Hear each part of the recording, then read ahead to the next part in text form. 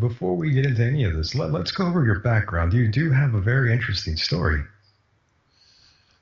Well, ask away. I can tell you about. I can speak to whatever parts of me that you'd like me to address. Did you want to talk about the end of my career? Or did you want to talk about how I was contacted? Yeah, let's start about the career first. Let's Sure, go into that. sure, Yes. okay. Um, I was raised in New England. Um, Graduated from a university there in 1980 with a bachelor's in political science and public administration. Carter was coming out, Reagan was coming in. I was hoping to work for the government, silly me, and that never happened. I had an uncle who was working for Digital Equipment Corporation, and he said, "Computers." You remember the old story about plastics? Same idea. So I ended up having a 17-year career in the healthcare software industry. I started my career with Cigna.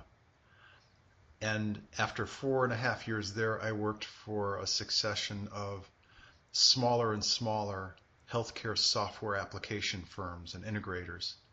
And I did everything but sell or write code. Installations, training, technical support in terms of the way an application was used and installed, training. Pretty And ordinary job then. yeah, that was my life for the first 17 years. And toward the tail end of that, after I traveled the country quite a bit, but having been raised in New England and barely tolerating long winters and snowstorms and ice and sleet and rain, and even the weather's good, you've got 3 or 4 days out of 7 where there's some storm front coming in. So I'm like, I got to get out of here. And I had traveled the industrial Northeast, the whole um, from the southern tip of Maine down to Washington, D.C. corridor for a few years in terms of business travel. And I had it with, the Northeast and the Eastern Seaboard. And I wanted a different life. And to make a long story short, when we were kids, Dad closed his practice over the course of a couple of months in the summer of '69.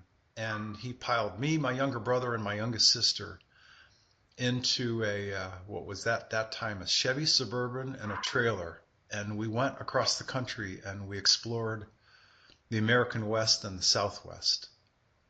I was probably like 10 years old at the time, but I remember standing on the Four Corners area going, wow, oh my God, this is amazing country.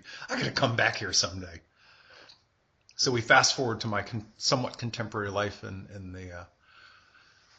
the winter as well. In the late spring and summer of 1990, I made a commitment to relocate my life from the East Coast. And I was looking at Colorado and Arizona.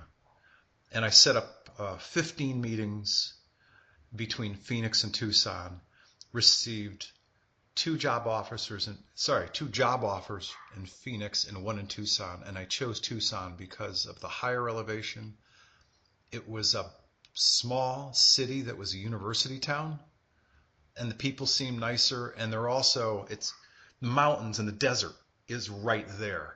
Whereas Phoenix, it's like a Vegas, or it's an LA in the desert. So I moved to Hey.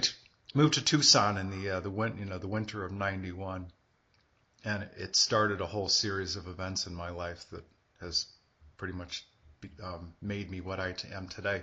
But I interrupted you. I'm sorry. Go ahead. No, I was just agreeing with you. Oh, thanks.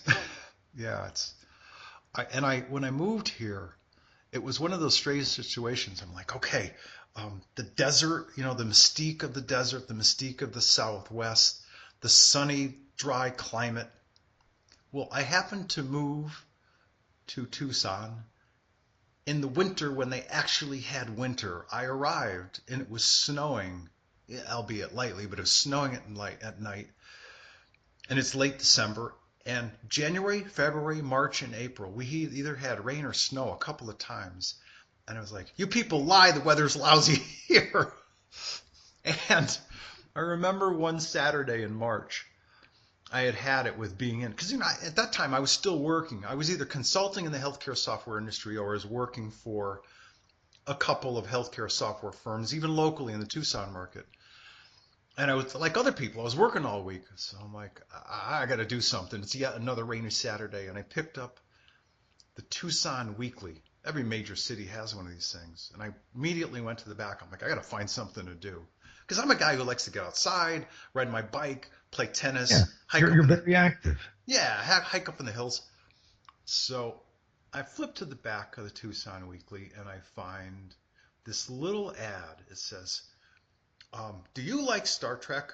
Are you interested in the possibility of life in outer space? Have you ever seen like UFOs, et cetera, et cetera? Come to the meeting today at 1 o'clock at Wilmot Library, sponsored by MUFON. I'm like, MUFON? What's a MUFON? But I'm like, this looks cool. I think I could go. This would be fun for me. So that was like 11:15 on Saturday morning, and at 10 minutes of 1, I arrived at MUFON Library in Tucson, and there were probably somewhere between 55 to 60 people in this room that was maybe 40 by 30. The room was packed. I'm like, this is great. And I met some highly interesting people over the course of the next few years. Roger Scher and his mom, who just passed away, they held the positions of like Pima County Section Director or Assistant Section Director for MUFON in the state of Arizona. Bob Dean, who many people know of, Wendell Stevens, Jim Delatoso, Drunvula Melchizedek, Andrew. That's a name I haven't heard in a long time. Oh man, I just met some Mal- amazing people. Melchizedek, by the way. Yeah, and he's up here in the Sedona area. That's where it's at. Yeah, he lives up here. I don't know exactly where, but he lives up here, and he's been actually quite busy producing a number of more scientifically oriented seminars. He's tied in the nature of life in the higher vibrations and dimensional realms with. Yeah, he's always talking about the flower of life. Yes, that was his very first set of teachings were all Man, about. it's been about 5 years since I last heard of him. Yeah, but he's still around, and Perfect. he was funny. He's like, every time I try to leave Sedona, I keep coming back here. So he's just kind of resigned himself to the fact That's not the first time I've heard that. Yeah. There's something about Arizona that just drags you back in. Yeah, it's I ended up living in Tucson, in different parts of Tucson, for the greater part of 21 years. I had to go back east a couple of times for my dad's passing back in 2008, and then to deal with some issues, taking care of mom, and because she's either 86 or 87. So I did that for 3 years among all of that. So I was shuttling back and forth between New England and South Florida, taking care of my mom and helping her get settled with my sister and stuff. I finally said, all right, I know I love mom and I've paid my dues for the past 3.5 years, but I'm moving back to Arizona. So when I moved back last June, I moved up here to the greater Sedona area, and I have access to Sedona. I can drive there. It's about 20 minutes. I love the drive, seeing the Red Rocks, but I'm farther out. I'm out what we would call, I'm out in the country where it's pretty quiet, which is what I like. The people are very, very nice, and a conversation like this and more is normal up here. Talking about people in the higher dimensions, what vibrational frequencies are about, what's the fourth about, the fifth, the sixth, the potentiality or the reality of life living throughout the cosmos. These are all normal conversations up here. This place is loaded with people who have great gifts and insight and healers, people that are natural telepaths and seeing into the next dimensions. I mean, we're surrounded by people who are highly gifted. So it's kind of a neat place to be. It's one of those places and I do some work with Joe Anthony. Joe's a noted astrologer up here.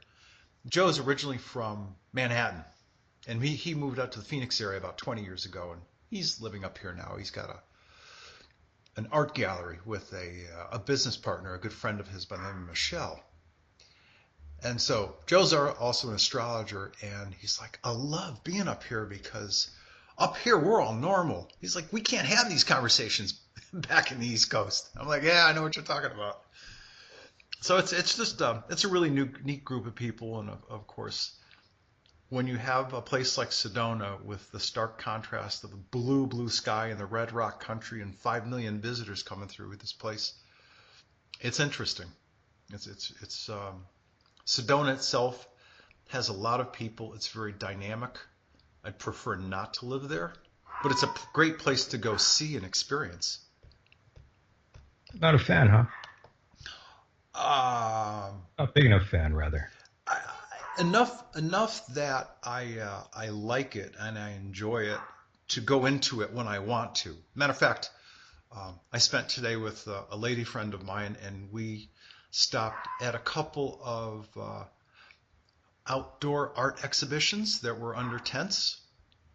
The temperature was probably like 82, 84 dry degrees.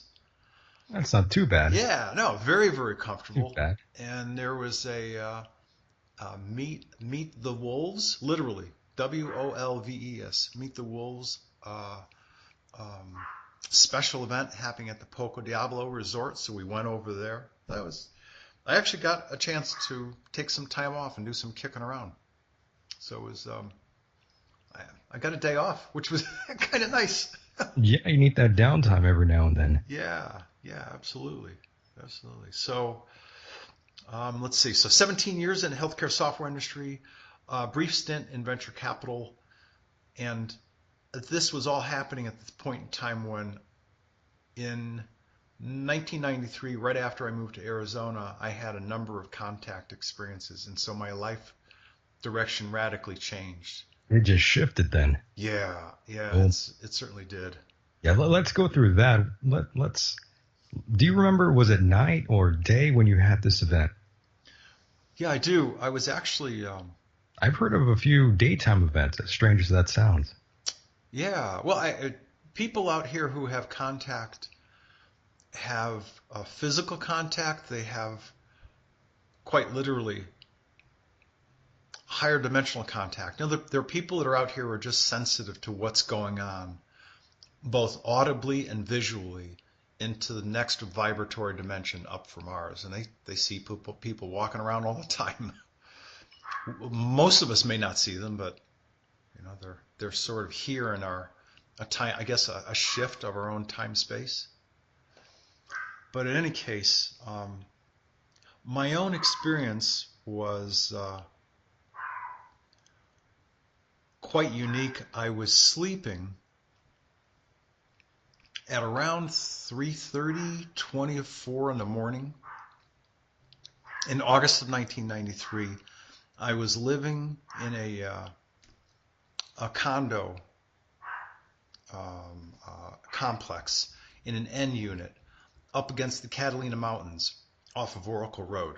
And to make a long story short, that's 14 miles north, roughly 14 miles north of the center of Tucson, up against the Catalinas. Very, very quiet out there.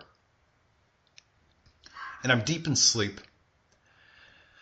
And I hear this gentleman communicating with me, just like you and I are speaking now over Skype, except that he was speaking to me in my mind. He's like, hey, you got to get up. I'm like, excuse me? I had a sense. I'm like, do you know what time it is? He says, yeah, I know what time it is. He said, I need you to get up. I need you to get dressed, hop in your vehicle, and head down I-10, and then right at where I-10 meets I-19, you know where the San Javier mission is? Yes, I do. He said, there's right after that exit, you're going to take a dirt road, and I want you to go about like a third of a mile, maybe a quarter of a mile into the desert. And I'm getting these images as he's talking to me. He said, and my craft, my ship will be parked out there. So I said, okay. And I had sold my East Coast, you know, 4-door black Maxima car, and it was relatively new. I sold it and I bought this old beat up 4-wheel drive Ford Bronco. So I'm like, oh, I can go out in the desert. So I got dressed, hopped in that thing, drove down the highway. I arrived there like, after that conversation with him, I probably arrived there about 35 minutes later. And so it's now like 4:40-ish, 4:45. I close the door. So I follow his instructions. I'm out there in the desert. I go through this little dip. I come over this desert scape, and I see this silver craft, what looked to be about 35 to 40 feet in diameter. I'm like, whoa!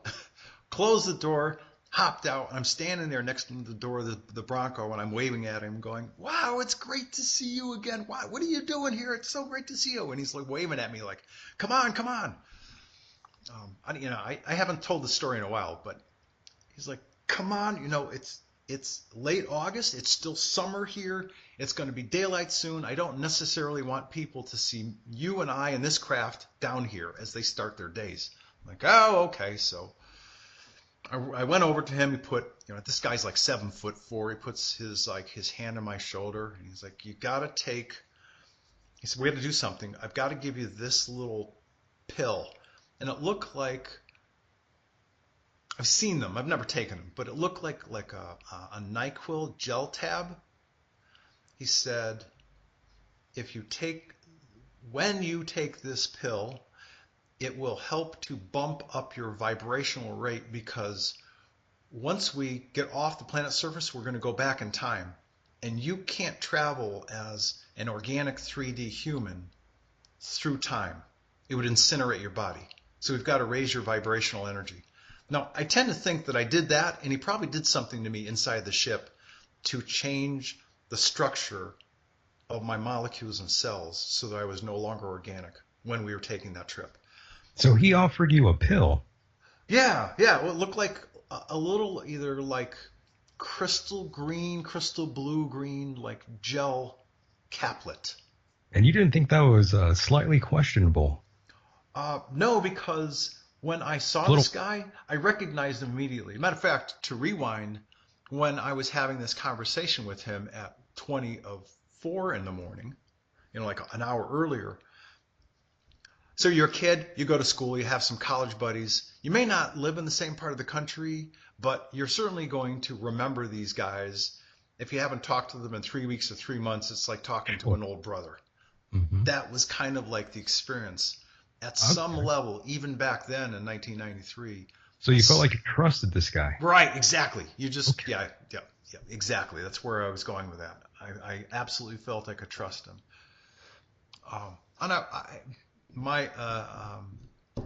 I can explain later, but my adopted sister, Adana, has said this a few times, and so this is the first time that I'm going to say it publicly. I've learned since then that in his role as the commander of the primary Andromeda Council Biosphere, that's his job, but he's actually my brother. And there's some explanation behind it, but this gentleman is my brother from another life experience. So there was, of course, some recognition there, and that's probably one of the reasons why I trusted him so much. So we get on the ship. Of course, I get inside, and what looks on the outside to be 35 to 40 feet is a lot bigger internally. I remember a sense of motion leaving the planet, but once we got into the darkness of space, I don't remember anything except that what seemed like 3 to 4 minutes later, because we did sort of like Stargate jumps, we basically arrived over the planet Earth like midday in western Kentucky or Virginia in like the 1840s. Literally, back in time. And I took that same trip 3 times over the course of about a week and a half. Same experience. He was like, okay, time to get up. You got to come visit. We got to get on the ship again, take a trip. I'm like, okay. And the third time I had this experience, we were hovering as we did at the other two times, and we were looking through the view screen, and we watched there was this family in this homestead. They had of course, they had crops. They also had a small garden. They had a barn. They had animals. There was a dad who was about 32 to 34 years old. A mom who I would say would be like 26 to 28. They had two children, a son about 9 or 10 years old and a daughter about 3 or 4 years old. Daughter, blonde hair, like sky blue eyes, just a cute little thing. There was a barn fire. She was in the barn playing with the animals. I guess had laid down to take a nap, kind of like holding a lamb kind of thing, and died from smoke inhalation and asphyxiation. Oh, wow. Yeah, it was intense to observe all of this. And I'm looking at this guy in the ship, and I'm looking down, and I went, this is awful. Why would you choose to show me this event? And he was very calm about it. He said, well, there are a number of reasons. The first is that genetically, the genetic lineage, that the body you are in, this body that you have, these people are related to you. Okay. He said, another reason is that in our natural form, he said, you're seeing me as an organic human, just like you are, but in my planet's natural form, our people exist at a higher vibratory rate. Right now, you would consider us to be high fourth dimension, like 4.10, 4.11 maybe. And because we're not organic, we don't experience life, nor do we experience death, nor the emotional difficulty that your people on this planet have. The way that you treat death, it seems to be very traumatic for you. I said, okay. And he said, because you've known us for years and you're here and we've known you, there's a trust level between us, and we wanted to learn about this transition in your lives called death and observe you as a way to closely observe an Earth human whom we know. I went, okay. And that there was another reason that was pretty close to that, but at the end of that third trip, he said, you can stay here and be a guide and help this family through this experience, or you can go back to present day Earth, August of 1993, and continue to live your life. You have either choice. It's up to you. And I could tell that he was basically putting both choices on a platter, and there was no pressure for either one. And I said, I think I need to go back to Earth. I didn't know why. I just was like, I think I need to go back. And maybe the depth of that experience gave me great pause emotionally, in considering the value of my own life. But so I popped back in my bed after that third experience, and pretty much things were quiet for many years after that. I went from the healthcare software industry, a brief stint in venture capital.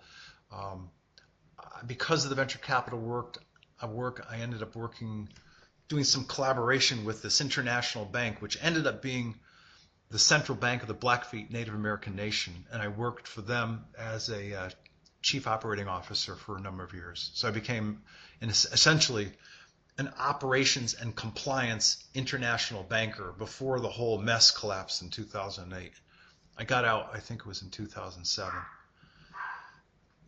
In 2010, I had another physical contact experience with this gentleman. He actually picked me up in 2008 when I was visiting up here and walking around and meeting some people. But In 2010, I had another contact experience, and he and I started this conversation. And the output, the outflow of an extensive series of conversations over the course of many months resulted in the creation of the Andromeda Council website in the last week of April 2011. It was like there was a bridge between the last week of April and the first week of May. And it was 5 pages. It was relatively short. I learned that most of the council members, the senior members, and there are 12 of them, they predominantly come from star systems and planets that are 4th dimension, 5th, 6th, as high as 9th. The most senior member of this council, this development and governance body, are the people from the planet Ptola and the Arcturus star system. People are from Antares, Procyon, Vega, Capella, and a number of other star systems. There are 12 senior ones. There are many other junior status member star systems. They belong to different subcommittees and advisory boards, but they've also got what people have heard about over the course of years called the Galactic Federation. And that's sort of like, whereas the Andromeda Council is like a deep space UN. And actually, in deep space, it's called the Galactic Council.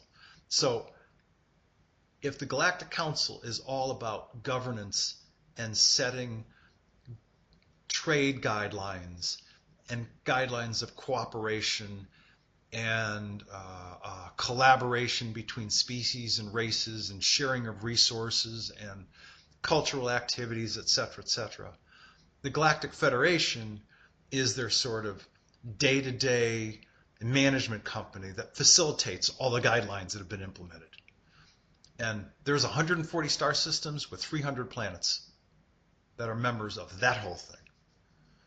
So these are all things that I learned about over the course of those many months when I was writing and creating the Andromeda Council website, because I'm just one of those guys who I'm like, wow, all right. If these are the senior members, who are the junior members, and how's that comprised, and what are their responsibilities? And I just kept asking a lot of questions. Yeah, that's very interesting. Yeah, and I know it sounds like a pretty out there story, but this I've is what I heard, went through. Yeah, I've heard of a lot of these things before, and I've heard of the intergalactic conflict. Apparently, there was a war years ago. Is that true? Yeah, the Draco, otherwise known as Draconians, Alpha Draconians, and this story has been told by Alex Collier, my predecessor, and many other people. But the Alpha Draconians, who are highly intelligent, highly malicious conquerors, if you will, of star systems and people, have been at war with different human species for, if not hundreds of thousands, millions of years, a long, long time. Because based on everything that I've learned, to them, we are like cows. We're like ignorant animals who've not yet evolved to the level of consideration, worth their valuable consideration. They also consider this planet to be their territory. Apparently a lot of, and it started back in the Lyran system. Actually, if you track a lot the historical happenings of humans that have traveled throughout the cosmos, a lot of them originated in the Lyra system and ended up in the Pleiades, and then came to this part of space. We're kind of like, if you look at the Milky Way galaxy as sort of like a pinwheel and look at it from top down, we're kind of like on an arm at about 7 o'clock, far, far out on the end. So we're not in a deeply clustered area of space. We're kind of like on a sidebar trade route.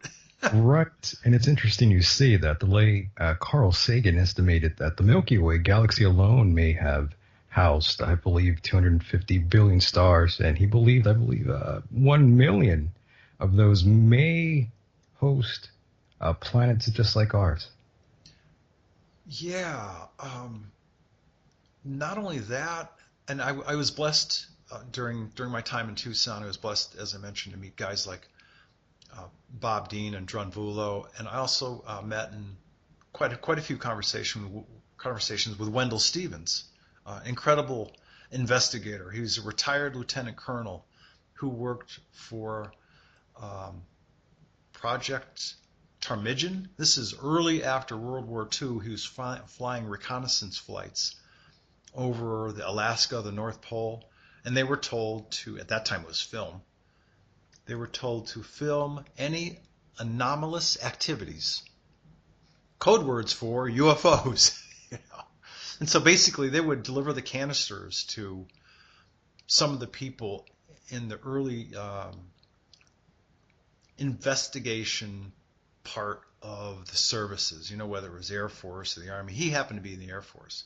And he would just Yeah. deliver canisters. To make a long story short, in his retirement, he was introduced and eventually met a number of people who were having physical ongoing contact with at least 26 different races that produced 26 hardcover books. He was I was just also about one of the key investigators for the Billy Meyer Pleiades, Switzerland contact case. it's hilarious you just said that. I was going to ask you about this very thing. So it's good that we're on the same page here. Okay. And if I'm talking too much, just stop me. Oh, it's okay. All right, cool. You're covering just what I was about to ask. All right. So, in a Saturday afternoon conversation one time, actually, he and I were at a conference and we were sitting outside. It was like lunch, after lunch, and sharing a cup of coffee kind of thing. And I said, Wendell, what is it? What is it about this planet?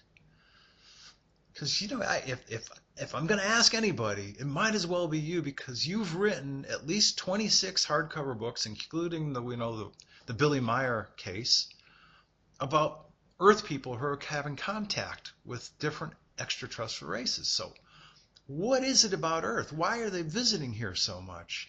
Yeah, what makes us so special? Right, right. Right. Diversity. So, number one, this planet has an enormous amount of water. Even though its oceans are saltwater, it has an enormous amount of water.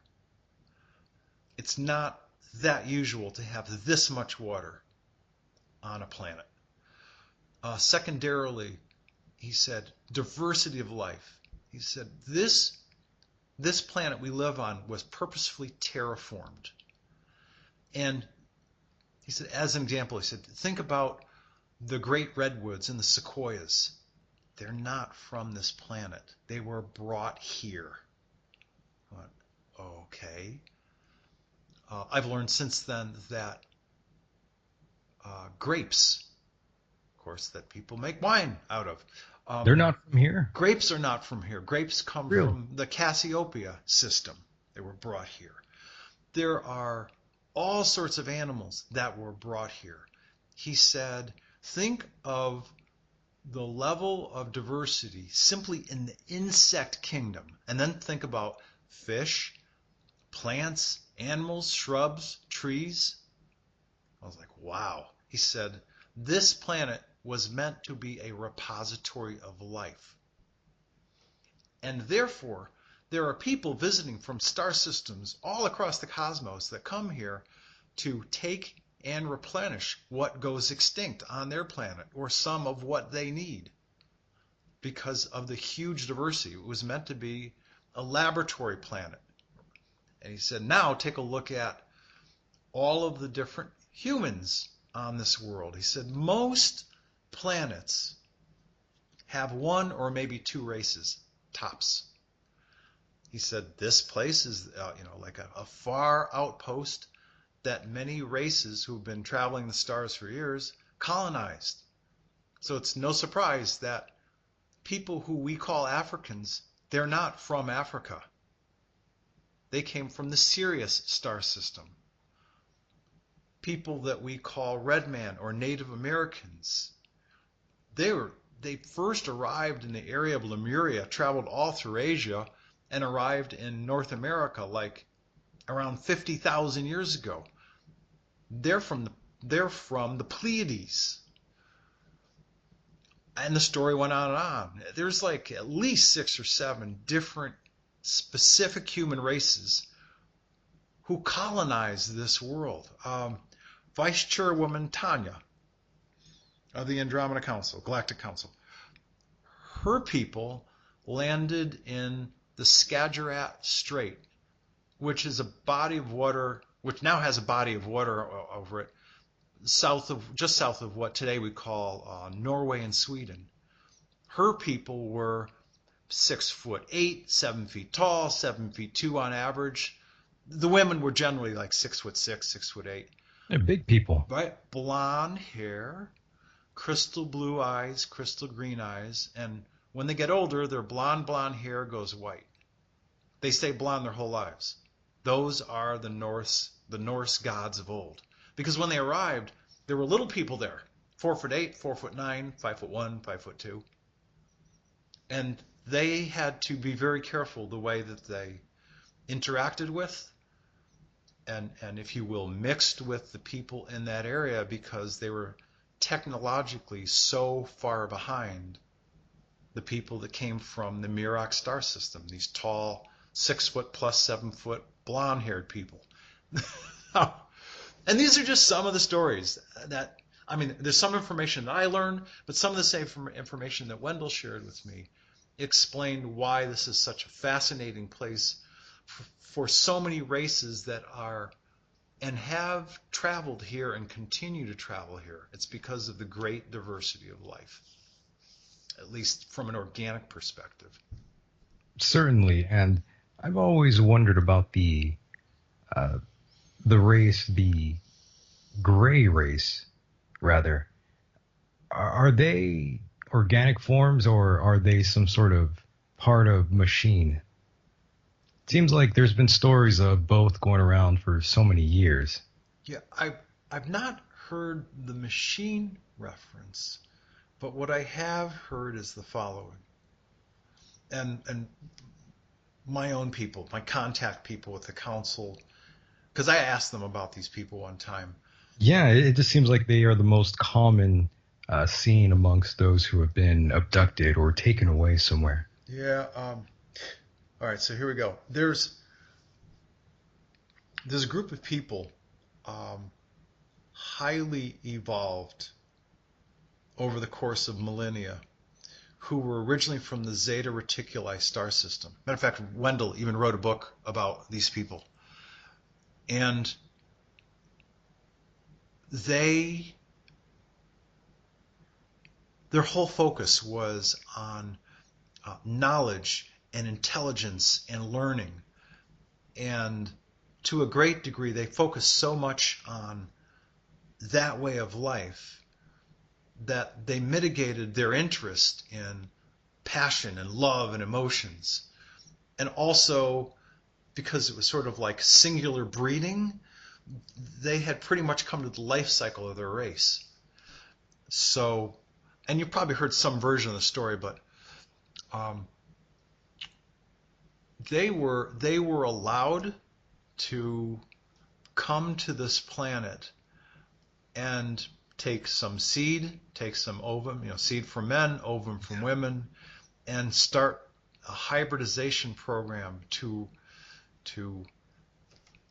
rebuild their race. And you know how, like with dogs and cats, mutts, they're stronger. When you keep mixing bloodlines, you create a stronger being from a genetic perspective. So that's, and as a matter of fact, now because people have seen the short, like 3 foot size guys, and there's some of those that are like 5 feet tall, and some other ones. They're really tall. A lot of the shorter ones, like 3 feet tall and change, some of them are simply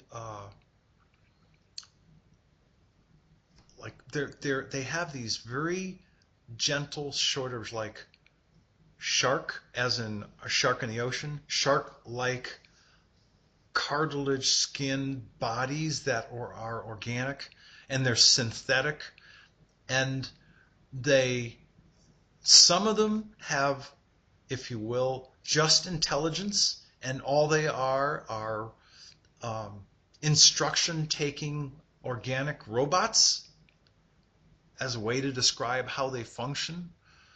Um, some of them I understand, like from the Roswell experience, the consciousness of these people, because of the far distances they had to travel, the ship would travel far distances, the consciousness would stay in stasis.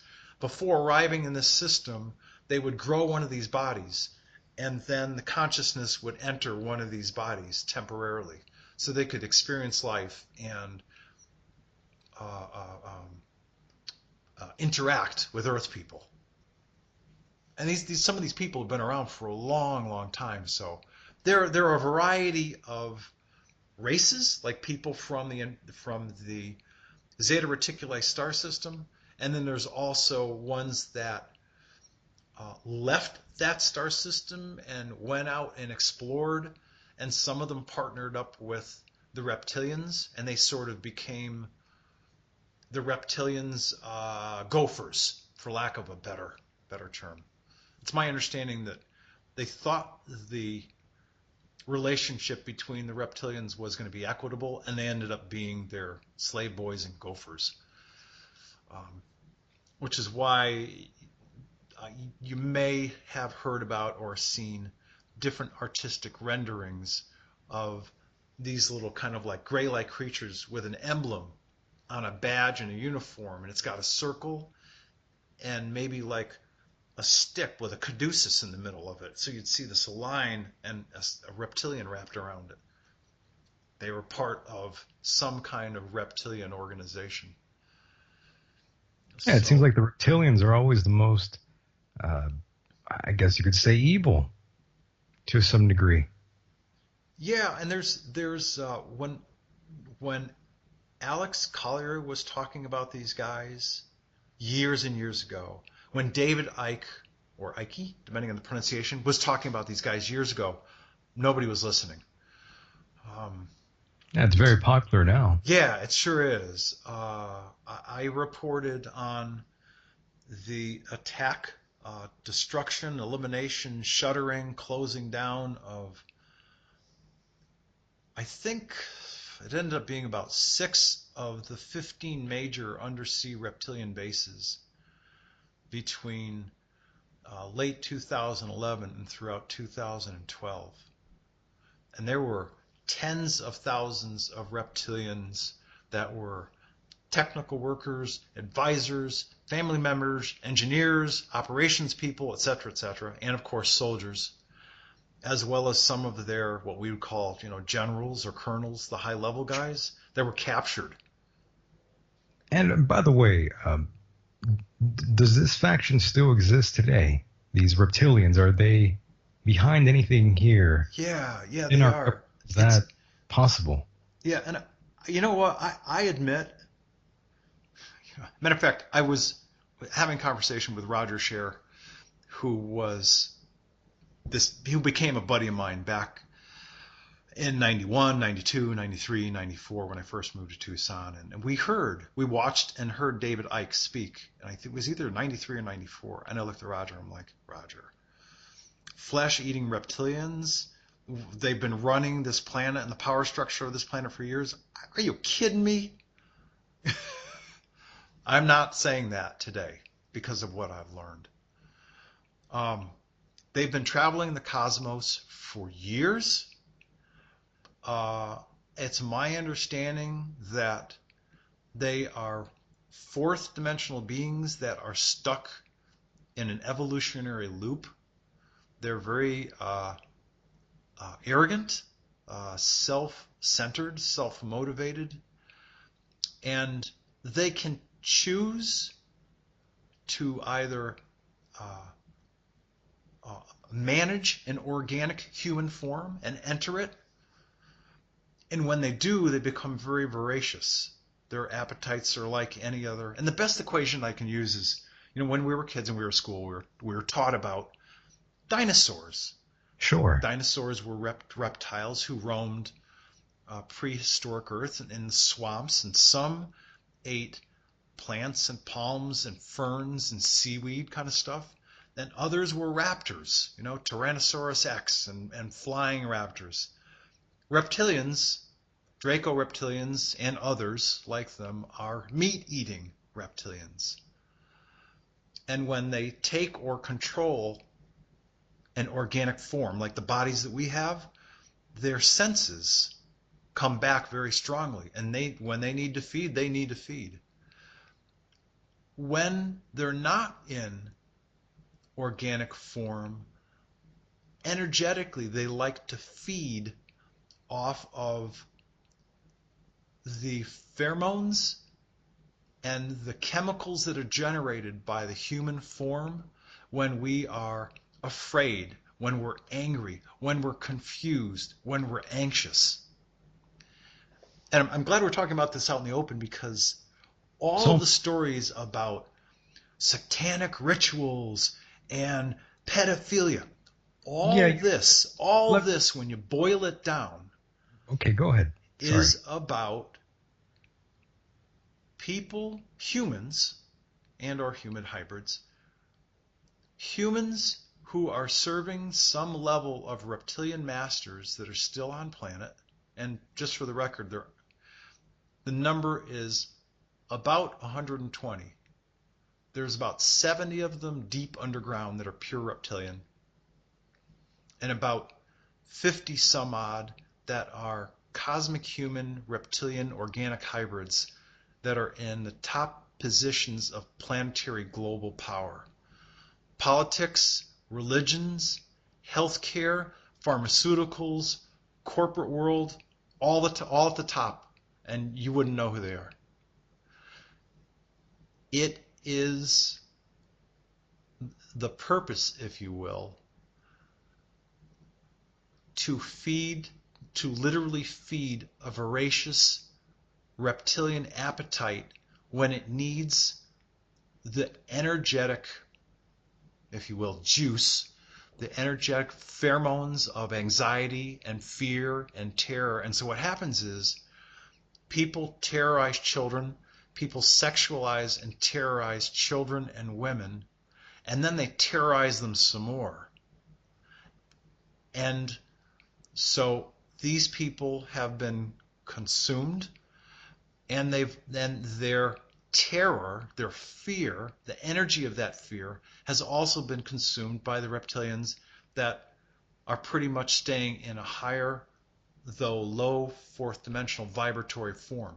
So if you boil it down, it's humans serving reptilians who are finding a process to, if you will, feed their masters. That's what it's all about.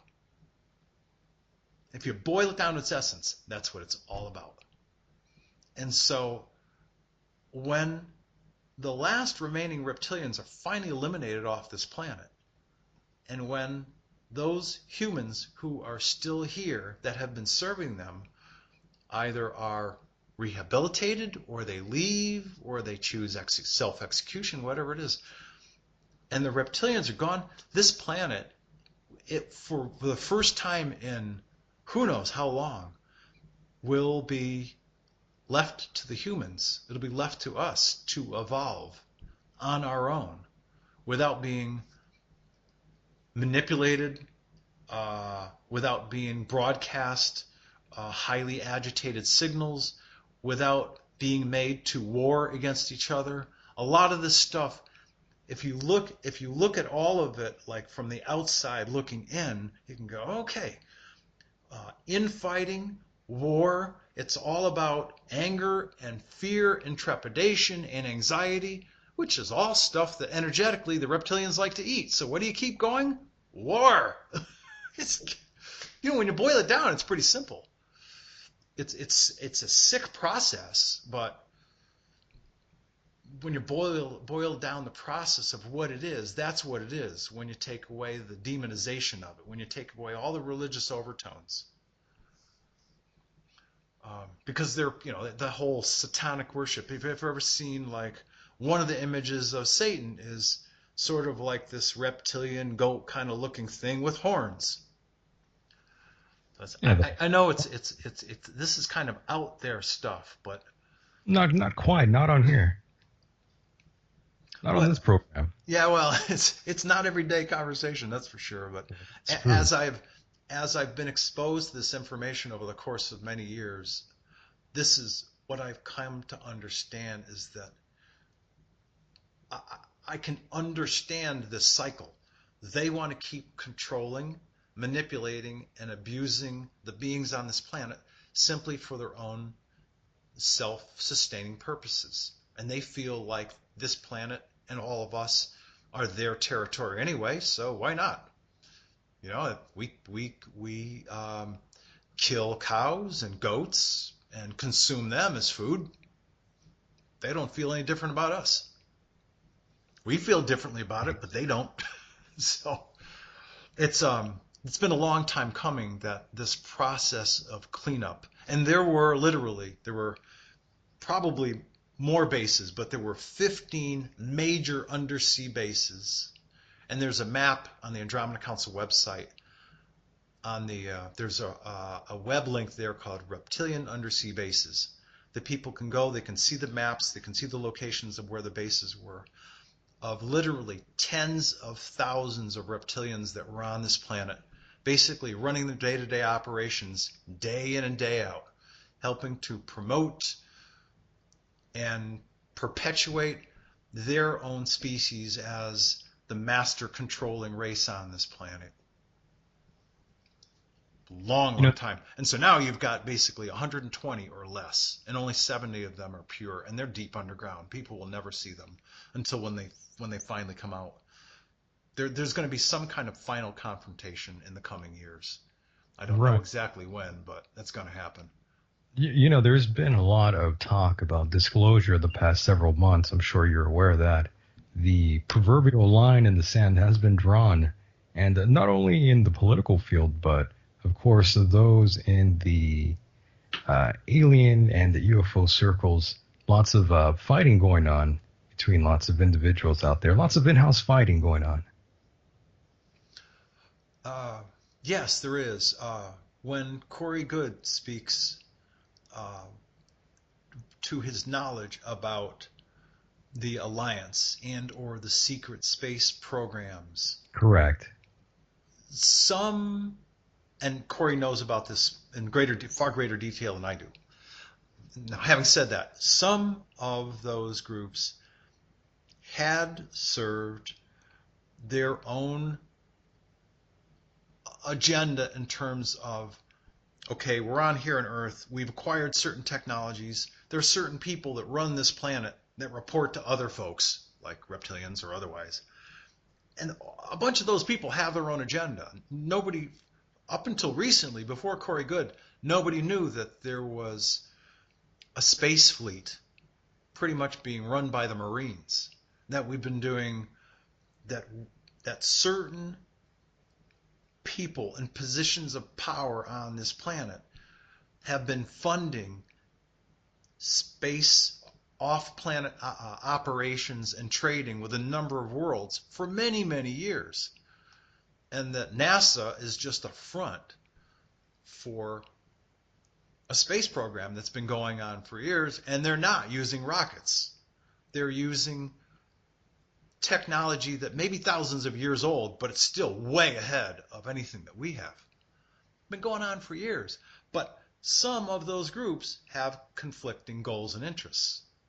Right, I see. Right. And so it's sort of like, who owns this corner of the parking lot? Well, it's the Hatfields and the McCoys. kind of So you believe fight over the fully pieces. in what Corey Good says, then? Um, I, I'm only aware of some of the things that he says. I don't follow closely anybody's work. Understood. I'm aware of Alex Collier's work Hmm. because in many ways he and I have communicated with the same organization. He was speaking with Mornay and Visayas, who, and one of them was sort of like a Yoda kind of guy, and the other gentleman was a commander of one of the Andromeda Council ships, but a different branch from the people I've been talking to, but still part of the same whole council, the same whole Andromeda Council. And so I'm aware of Alex's work. I'm aware of the work, and I'm a good friend of. Oh boy, now I'm drawing a blank. He just finished writing another book, Mark Kimmel. Sorry, Mark. And Mark has been communicating with people from the Andromeda galaxy for many, many years. So those people, I'm very familiar with their work. David But Wilcock is another name who's been very popular amongst Corey Good, who, they've been both specifically talking about this subject, and it's garnered quite the attention. yeah, it certainly has. David talks about being he's got certain gifts of insight that he has. He's talked about at some point in life either being in tune with Edgar Casey's work or maybe being this next generational reincarnation of Edgar Casey. But David's an investigator, and he helped Corey come out into the public light. Michael Sala, who's an incredible gentleman, very, very bright man, very cordial gentleman from Australia who lives in Hawaii. I spoke with Michael at a conference in Mount Shasta, and he has helped bring Corey forward and has produced a couple of books regarding the work that Corey's doing. So, it's hard for me. Here's my final statement on Corey, if you don't mind. It's hard for me to discern how much of what he speaks about is literal and real, and how much of it came through his training, because he came through what we call MILAB or MILAB, military lab, right? Mind programming. So it's hard to know what is real that he's been exposed to and that he's experienced firsthand, and what hasn't.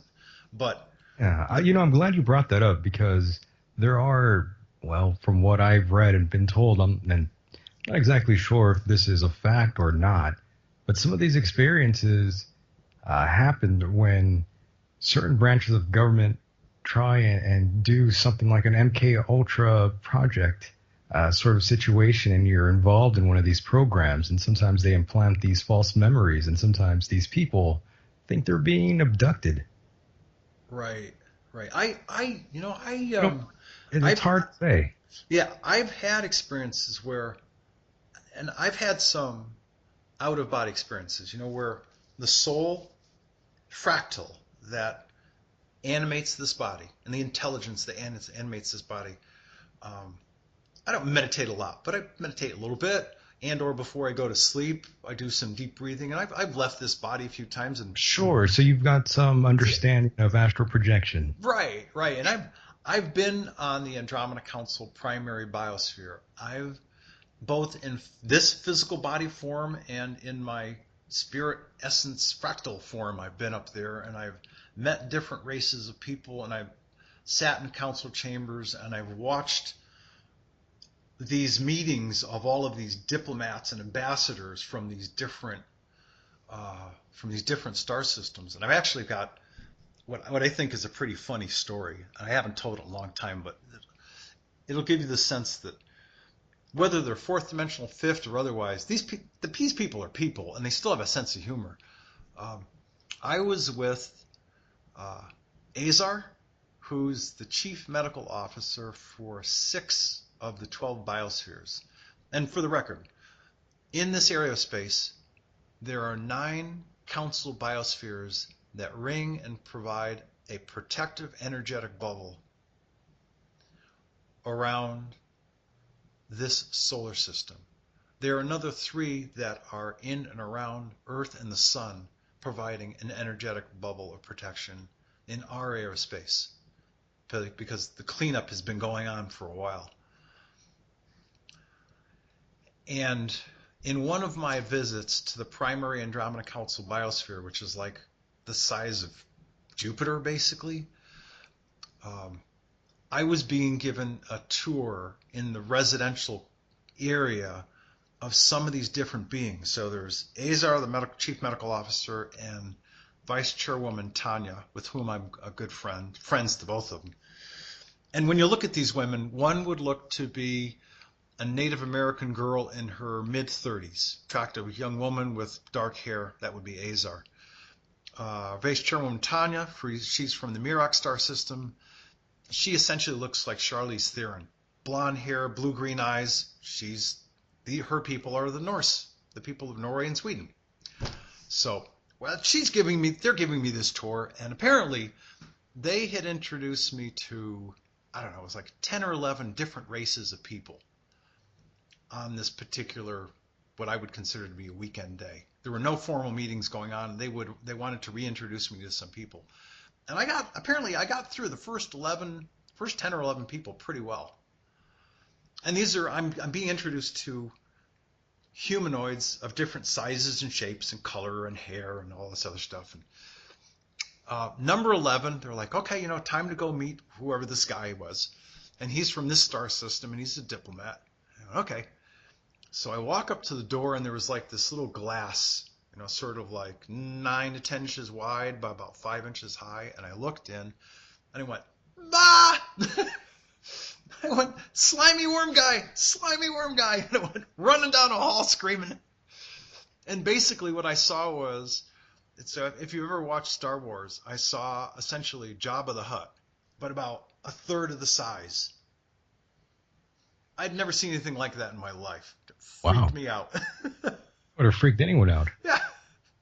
So I'm like, slimy worm guy, And then, so there's Tanya and Azar laughing their heads off. They're like, we got you. So, I don't know, 3 or 4 hours later, they came to my quarters and knocked on the door. And they're like, are you okay? I'm like, yeah, I'm all right. I'm like, I'm going to get you two. And so after things settled down a little bit, I said, no, seriously. So, you introduced me to those first 10 or 11, and then I met Slimy Worm Guy, or at least I saw him. And they said, yeah, he wasn't offended. He's gotten that before. I said, realistically, how did I do? With these first 10 or 11 races of people, they went, you did surprisingly well. We were surprised that you got as far as you did. I went, oh, okay, good. Thank you. Glad to know. Glad to know it. So, they have these serious jobs, but even they have a sense of humor. And it's a real story. I mean, there are all sorts of things that happen up there, and they take their job seriously, but they have a good sense of humor as well. And by the way, how did you get that position you were given, my friend? I've been doing this work for a while, I guess. If we accept as a premise that we are in this particular Earth body, whether you're in this body, whether you, Michael, are in this body for 55 or 60 years or 70 or 43 or 34, however long you're in this body, it's essentially a body that's provided that you've chosen to have a certain set of experiences. And what animates the body that you're in is one slice, a fractal, of a very large energetic soul. I happen to call it a spirit essence. And I know it's my analogy, but I've always used the analogy of, let's say that you're like a large pizza. The soul is equivalent to a large pizza. It only takes about one slice of that pizza to animate a human body. And even at that slice of soul is much bigger than the human form. It's kind of stuffed into this body. So apparently, where I'm from originally, which is so you've got the Pleiades, the 7 major stars of the Pleiades. Of course, the Billy Meyer Pleiade Plagiaran case, Semjase and her father Ptah are from the planet Era. Era is the fourth and smallest planet of 4 planets in the Taygeta star system.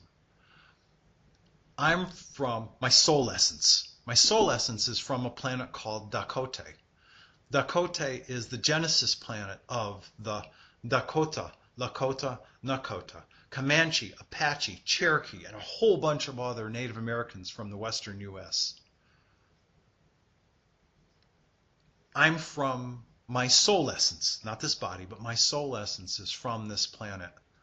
And I choose to do this work on this lifetime in this planet.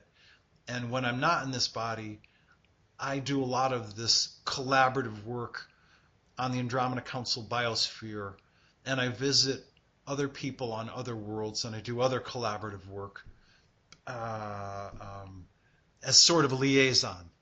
It's the best way I can say it. I tend to think I'm probably,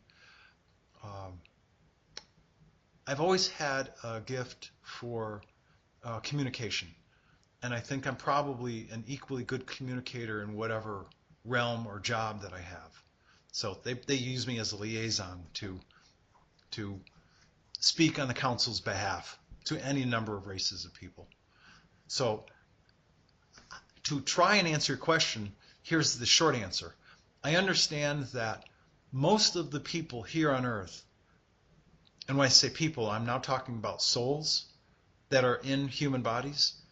Most people have been coming to this planet for about 100,000 years and either reincarnating, as in husband and wife get married, they get together, they make love, they create a child, and sometime a couple of months before the child is born, a fractal of a soul enters that human baby, pops out, and that child has a life experience on Earth.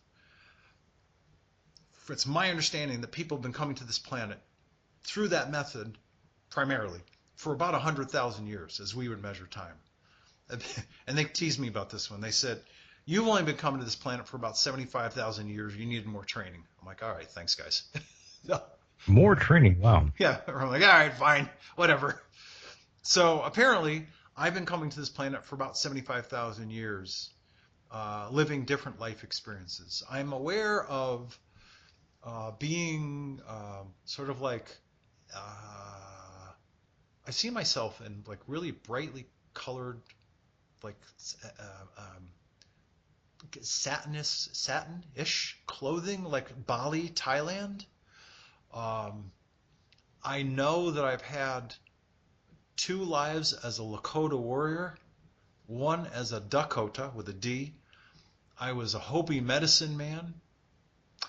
In the late 1850s and 1860s, I was a mixed race, but if you looked at me, you'd see predominantly an African American buffalo soldier stationed in Southwest Texas. So I'm aware of a number of races that I've had and things that I've done. So that's the long answer to how long have I been coming here and or how long have I been doing this work. And of course, I'm still doing this work. Yeah, are you also a channeler? No, not in the form that people would traditionally understand. Uh-huh.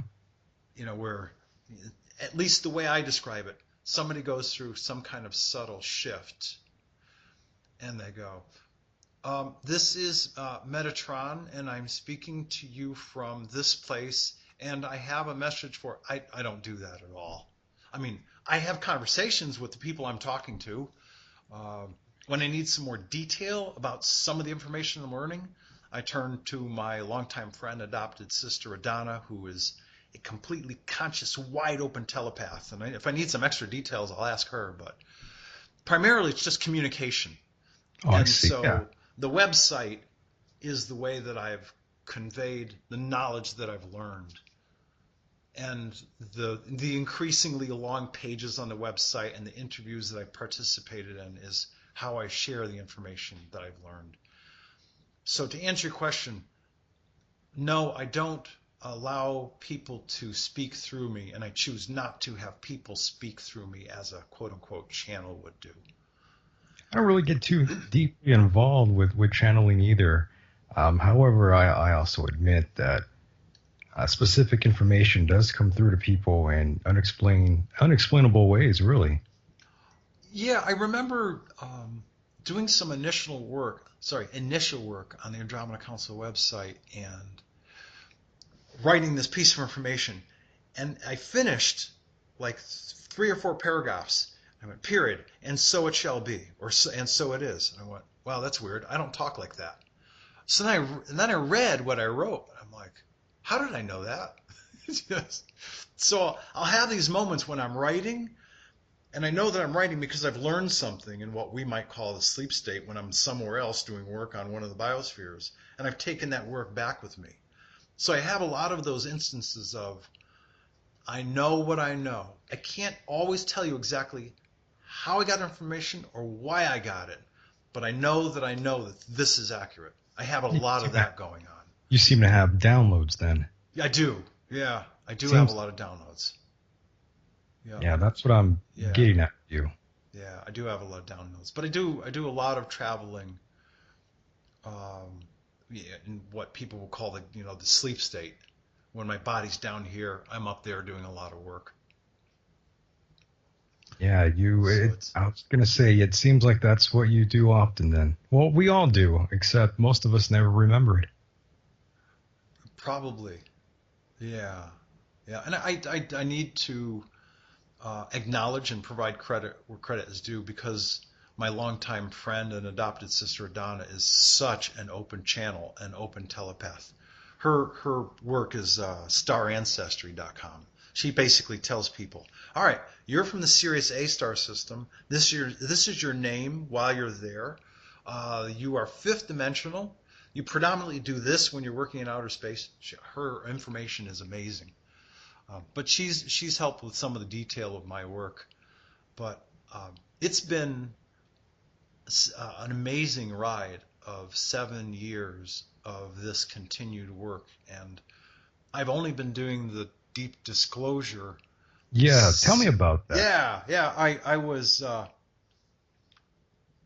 in a group of people on a Saturday morning, autumn of last year, which was led by Shekinah Rose of Shekinah Speaks, another very gifted young woman here in the area. And she brought a bunch of us together. There were like probably 7 or 8 of us. I think there were 8 of us in the room. And about 15 minutes after we started, another person came in, so there were 9 by the time we were done, which is interesting because it's a completion number. And in that meeting, Shekinah was, some of her angelic realm contact people were speaking through here, and she was talking to each one of us. And 2 of the people in the room were M and Ms. M. And he introduced himself, and he and I started talking, and we found that we had some definitively similar background, professional work-life background in high levels of international banking. So we found that as a common ground between us.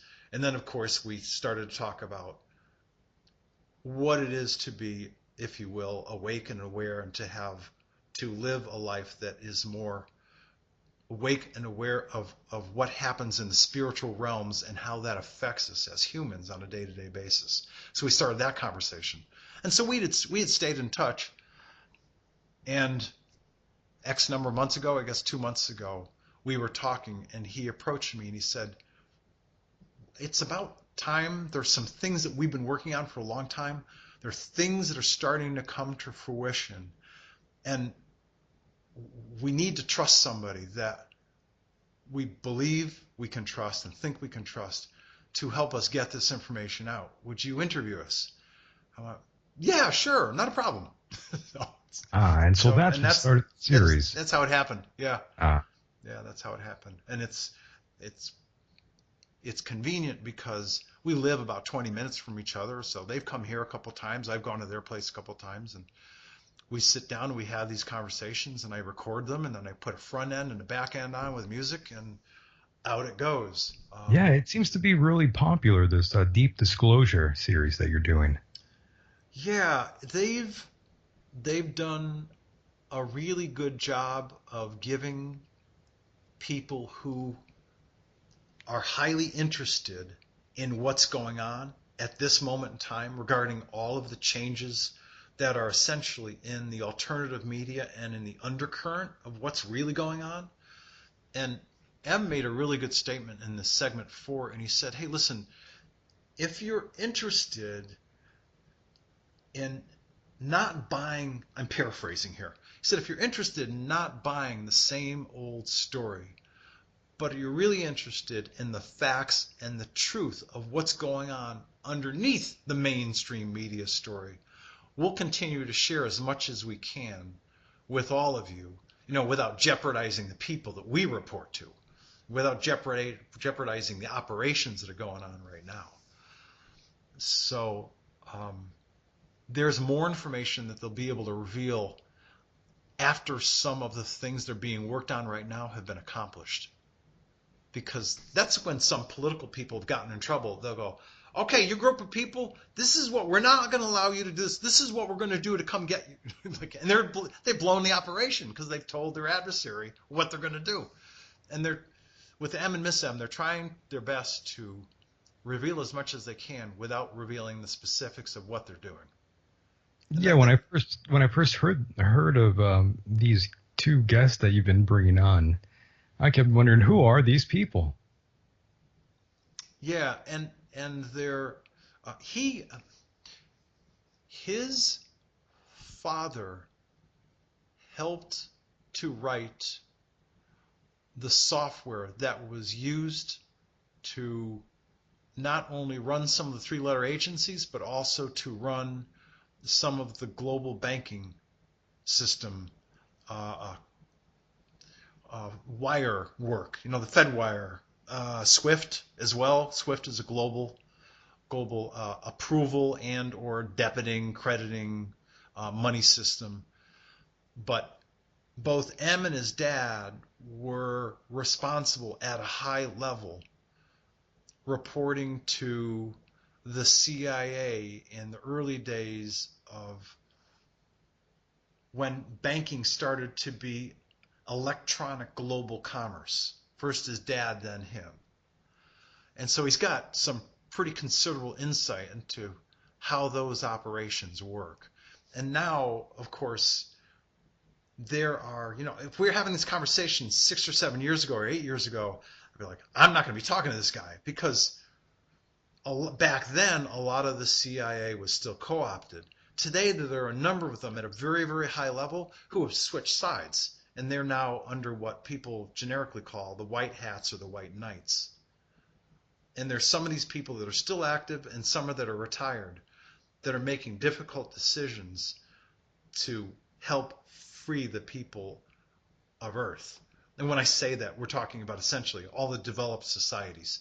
The US's, Canada's, Germany's, England, France's of the world, because there are a lot of undeveloped countries that they're just doing their own thing because they're poor, and they've been poor, and they will be poor for a long time. But the developed countries are the ones that are most controlled. Yeah, and going back to disclosure here, do you think we'll ever get that? Will disclosure ever come from our own government, in other words? Okay, all right. Well, thanks for saying that. I appreciate it. Yeah, go. And here's the way. I can't speak for other people, so I'll just speak to what I've learned and how I think this is going to continue to roll out. So now some definitions. Disclosure, whether it's all capital letters or capital D and the rest are small letters. If people define disclosure as the formal acknowledgement, likely in print or through the media, by the US and or Canadian and or UK governments that acknowledge the existence of organic extraterrestrial intelligent life on this planet, it's not going to happen. If it does happen, it'll be because things have gotten so close to the, if you will, metaphorically, the doors being blown open on this topic, that somebody else would do it. They will likely do it in the form of, well, we didn't think you were ready, they're speaking to the public. We really didn't think you're ready, and we had to protect you for all of these years. But there's this race of people, and they've got this technology, and we've been working with them, and we're going to change human life as we know it, and lifespans are going to be longer, and we're going to cure diseases.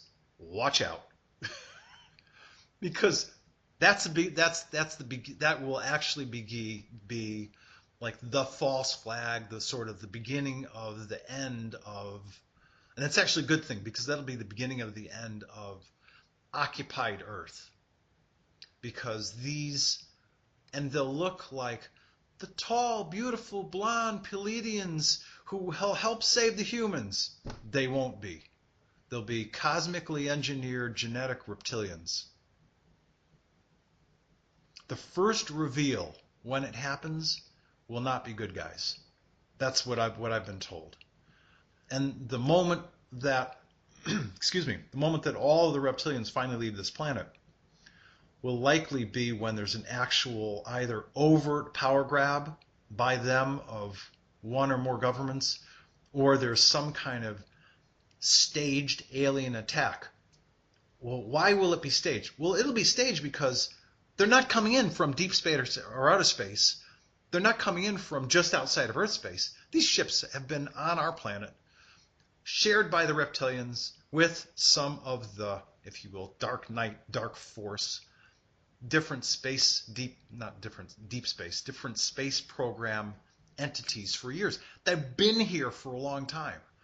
So they'll be presented as either benevolent beings, A, B, an overt power grab regarding a couple of countries or governments, or C, if that doesn't work, a staged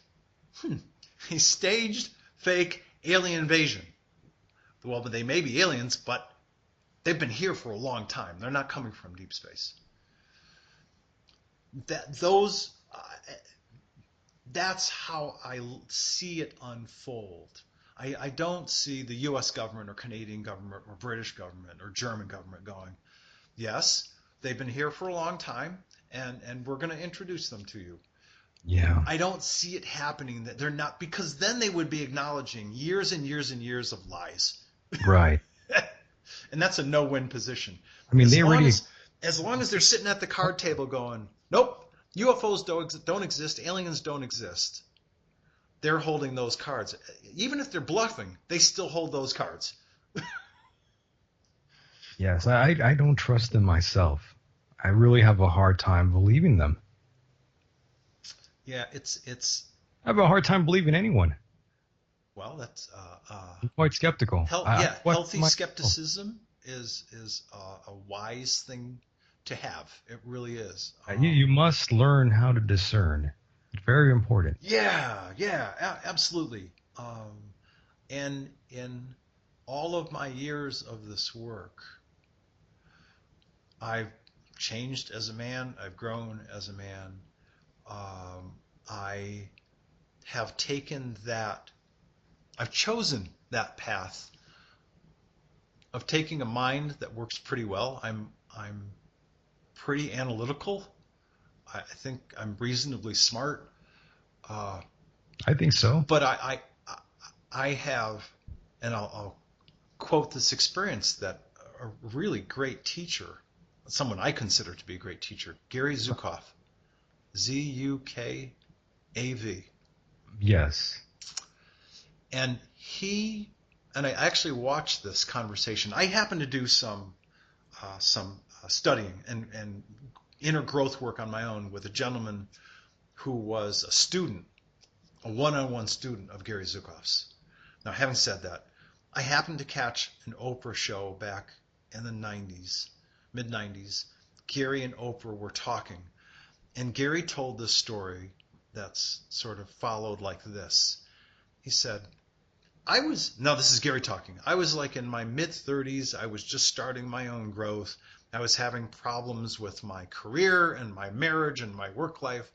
And he was talking about this conversation that he was having with a gentleman he considered to be a sage, wise uncle, parenthetically, adopted uncle.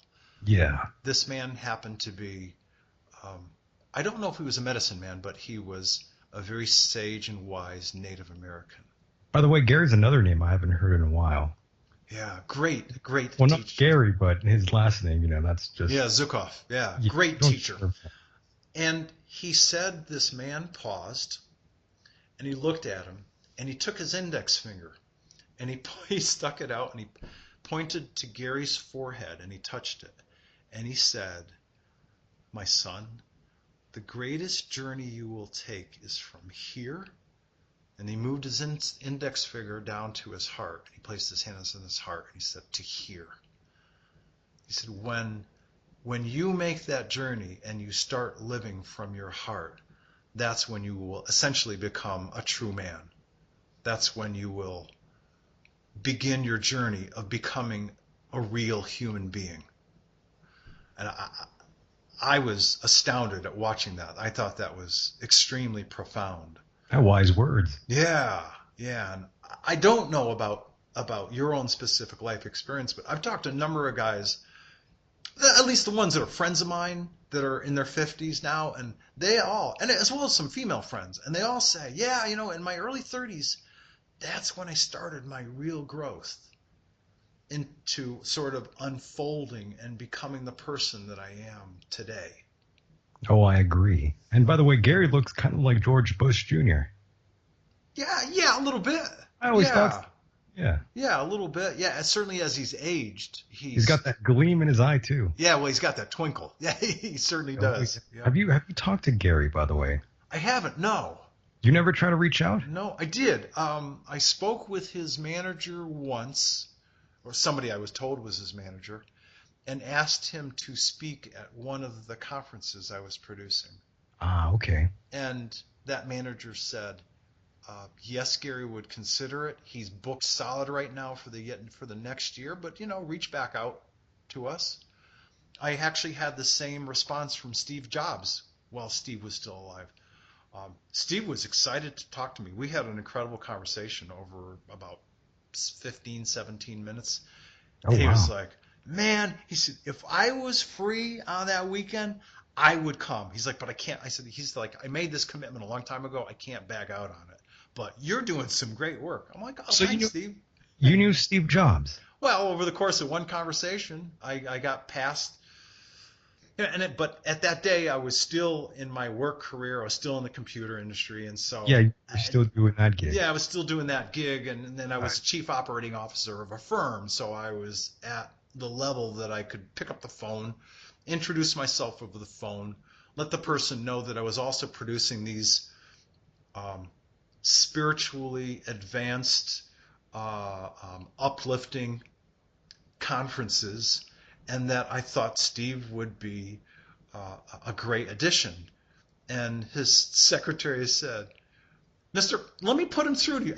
She said, "I'm sure that Steve would really enjoy talking to you." So I talked to Steve for about 17 minutes, and we wrapped up the phone call at the 20-minute mark. And yeah, I wish I had followed up and called him the next year, because I think he had passed away like 3 or 4 years after that. He seemed like a very open-minded individual, in my opinion. He was. He really was. The things that we talked about were. It's such a shame. It's such a shame, man. I'm sorry I cut you off, but it's such a damn shame that we lost a mind like his. Yeah, and he was excited about his work as I am about the things that I do today. He just had great intelligence and great verve and great excitement for life, and was happy to hear that somebody else was doing stuff on the cutting edge that he'd like to be part of. I'm like, well, Steve, thank you for being excited about what I'm doing, and thank you for saying yes, even though you can't make it. Jim Carrey's manager said the same thing to me. She said, if he's not doing a movie, he'll likely come. And then I got a phone call from Jim Carrey's manager, and she said, geez, I'm sorry. He's going to be shooting a movie exactly when you're having your conference. And that was Tucson 2 years ago. So I think I'll get Jim someday. He's pretty outspoken these days. He really is. He's been doing lots of paintings lately, lots of political portraits. Have you caught that? Yeah, I saw that. Yeah, pretty good. Wild stuff. It's pretty good. I mean, I can't draw or anything, so yeah, me neither. I look at people that can, And I'm just like, wow, he's pretty talented, actually. Yeah. Doesn't matter what side you are on politically, it's still kind of humorous. Well, it's he All we he's could do is laugh. You got to remember that, my friend. yeah. Well, that's true. I do. I mean, yeah. There's some things that I'm really serious about, and other stuff I really take with a grain of salt. But Yeah, you just can't be so serious all the time in life. It'll yeah, get you. It'll age you faster. I've noticed. yeah. That's I have a few gray couple a couple of gray hairs to show for it, but generally they look pretty good. But yeah, it's yeah. It's like today. After doing the interview with M and Miss M and putting a front end on it and a back end and music and introductory stuff and prepping the whole thing. I needed to take some time off because it's intense work. It gets tiring, yeah, Yeah, it is. It's rewarding because it's creative, and it but ain't it's easy. it's tiring because you're using a lot of energy to do the work. Yeah, Yeah. Um, you've had some success though. You haven't been doing this very long, and this video series is, like I said, picking up lots of wind here. yeah, it's something that I feel comfortable doing. Uh, the last time I was in, what we would generically call corporate America, I was on the management team of the last three firms that I worked on. And generally, when we had to send out a team of people to meet with some senior level guys, and so back then I was in my late 40s and early 50s. Yeah, really early 50s. They would send me as part of the team because they could trust that I would be considerate and I would be um, conversant, that I would listen more than I would speak, that I would be respectful of people. And so I've always the process of speaking and communicating has always been something that's come pretty easy to me. Um, it was always relatively easy to speak to like a room full of physicians or some technology guys. You've got 7 people or 10 or 12 people in a room. And then the first time I got in front of my first conference, and we had close to 200 people show up, I looked out and I'm like, whoa, these That's a people. lot of people. I was okay because even though I, I had not spoken in public before in front of this many people, I knew that I knew my stuff. I knew that I had been doing this work at that point in time. It was 5 straight years. So I was comfortable enough that I knew what I was talking about and that I had reached out to some really, really gifted, talented speakers, and the conference would go okay. So there was no reticence on my part. I'm looking at this hall. We were in the what 2 ballrooms of the DoubleTree by Hilton in Tucson. 185 plus people. All these smiling faces. I had people. My first major conference. I had people coming from England, Canada, Italy, Mexico, Jamaica, and some new friends of mine, Dan and Cherie Baghetti down in Australia. And those are the people I stayed with when I produced 2 conferences in Australia last year. It was the first time they had left Australia, and they left Australia to come to my conference in Tucson. First time they had been to the U.S. It was absolutely amazing. I was Yeah, just, that is amazing. yeah, I was blown away. I felt blessed. And we were talking in the lobby of the hotel Sunday afternoon. Dan says, "So Tolec, have you ever thought about coming to Australia and producing a conference here?" I went, no. He goes, "Well, you ought to." I went, "All right." I'm like, "Why not?" So I did. I produced 2 conferences. One in Forster, Forster, which is like 3 hours north of Sydney, and then another in a beach town called Tugun, another 7 hours north of that. It was an amazing set of experiences. I met amazing people, and there are people that are wide awake all across the world. Um, did an interview with a woman from Shanghai, China, which was fascinating, and we answered questions, and she translated into Chinese. I've done interviews with people in Italy, France, Canada, Norway, and Stephen, James, and Alan George. I'm messing my accents up, but great gentlemen from Dublin, Ireland, and they don't have like the heavy Irish brogue. They have this like little like lilting Irish brogue, very gentle. We had a great conversation. I was up in Mount Shasta doing some work, and they talked to me from this coffee shop, and there they sit in Dublin, Ireland. The internet has been an amazing tool for conversation. Right. That's So such an unusual place, by the way, Mount Shasta. yeah, it's like a little Sedona. Um, if you've been there, you know what the main thoroughfare is like, that little main street. They think they've got like, Never been there. I wish I could go though. yeah, it's a cool little town. Think of like a miniature Sedona with like one or two main thoroughfares with 5 or 6 crystal shops and a few other new age shops and a couple of restaurants thrown in. And it's some beautiful tall pine, high mountain country. It's really, really pretty country. Um, I was there for quite a few weeks, and I got to go pick some blackberries down by the river, like blackberries the size of your thumb. So I'd like try to fill a cup, and I'm watching my fingers get stained, and I'm eating some at the same time. But It's a nice place though. yeah, Mount Shasta was a great place. The people there are very awake and aware. They kind of aspire to be a Sedona because they're such a small market. People from Telos, the Telosians, down inside Mount Shasta, higher dimensional people, and there's a lot of this sort of Sedona meets Babaji, India, Bashadi kind of new age stuff going on.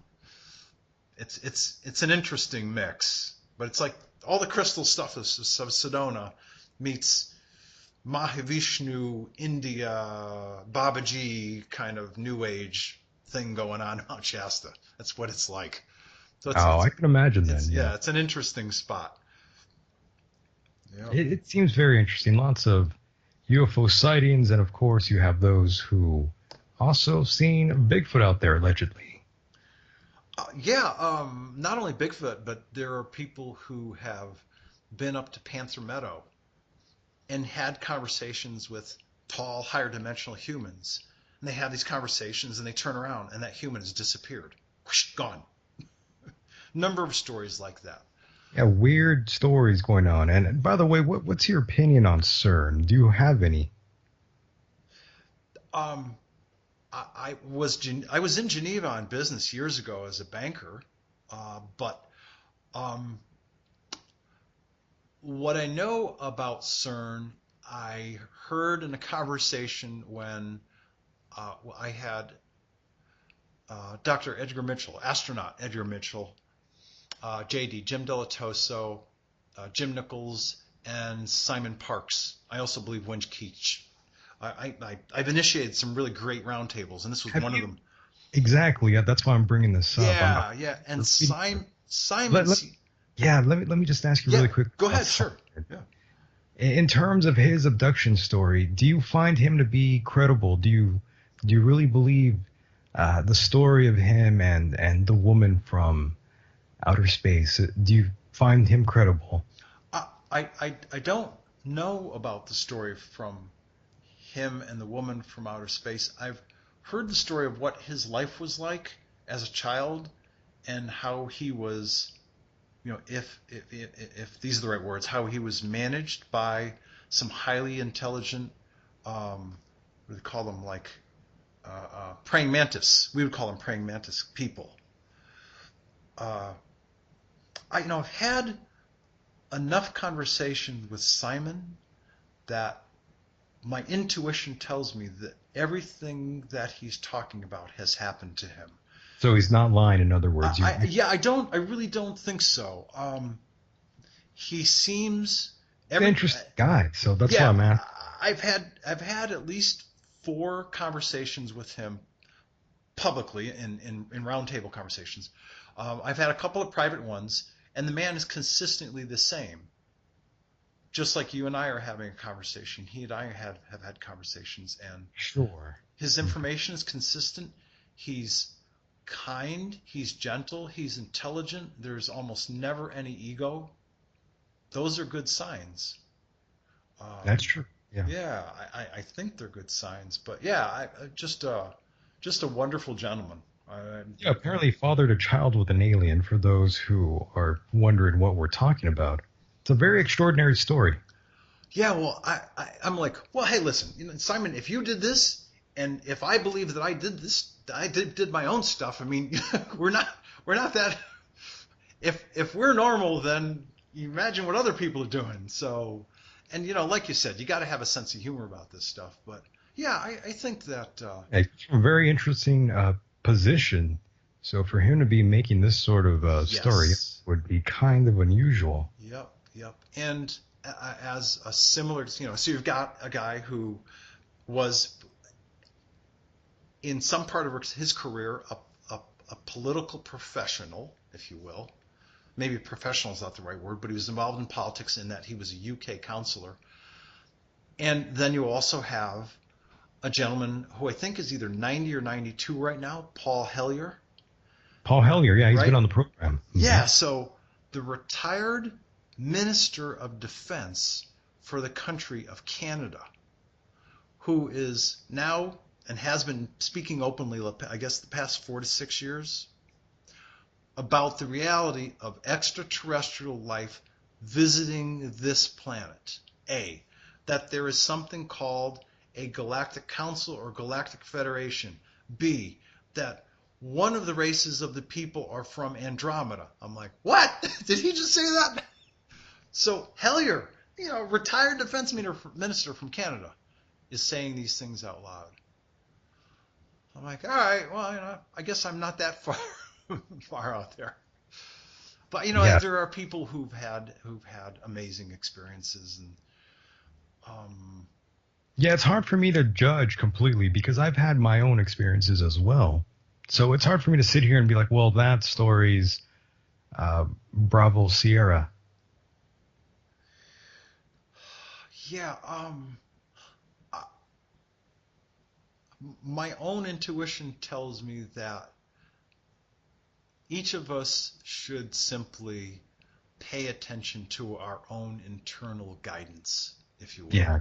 And Good. whatever, if a man or a woman's story keeps coming across consistently, and of course each person is likely going to grow, but if their information and their story is consistent, and they're always telling that story in a consistent manner, and they're always treating people with honor and respect, then it's likely that story is probably Awesome. pretty accurate, as Yeah. best as they can remember.